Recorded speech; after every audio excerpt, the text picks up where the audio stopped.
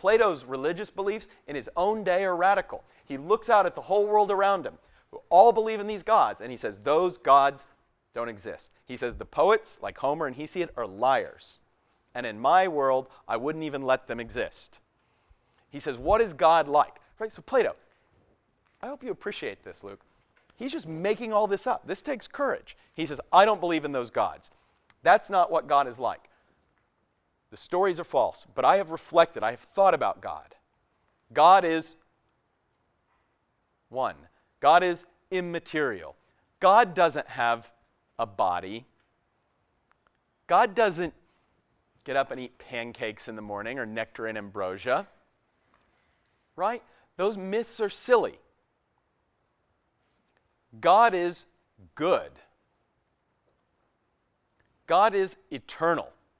God is not human-like. God is not anthropomorphic. God is transcendent. God doesn't even exist in the same sense that we exist. He is the very grounds of existence. Well, how does Philo think Plato discovered this? He must have got a hold of the teachings of Moses. So much does it reflect the Jewish belief in one high, transcendent God who can't be represented in statuary form as an idol. How does Plato think that he has discovered these truths about God? Through the light of his reason, simply by contemplating the nature of God. It is powerful religious philosophy. And Plato's philosophy will deeply impact all future religion. The courage to reject the myths of the world around him and to try and discover God through the power, the light of his reason. But Plato's philosophy still has a problem, doesn't it? The same problem that other religions face. If the soul is the godlike spark of reason in mankind, why is it imprisoned in the body? Why is it imprisoned in the body? It's a problem for Plato as much as for any religion, is it not?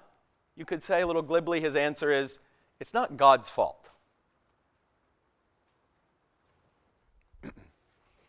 He thinks about these problems in a very famous work called the Timaeus. It's on your handout. Look at your handout.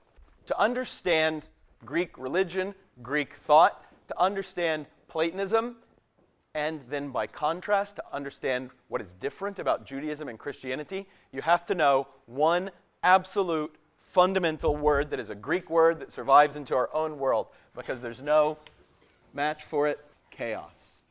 Right? You all probably misuse this word, like the same way you misuse the word epic. Don't people say that's epic now for things that are anything but epic? So people now use the word chaos, like, oh, it was total chaos.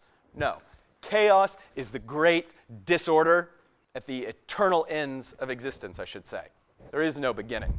For the Greeks, you couldn't even say the words "in the beginning." In the book of Genesis, in the Judeo-Christian tradition, there is immeasurable amounts of theology packed into those three English words: in the beginning.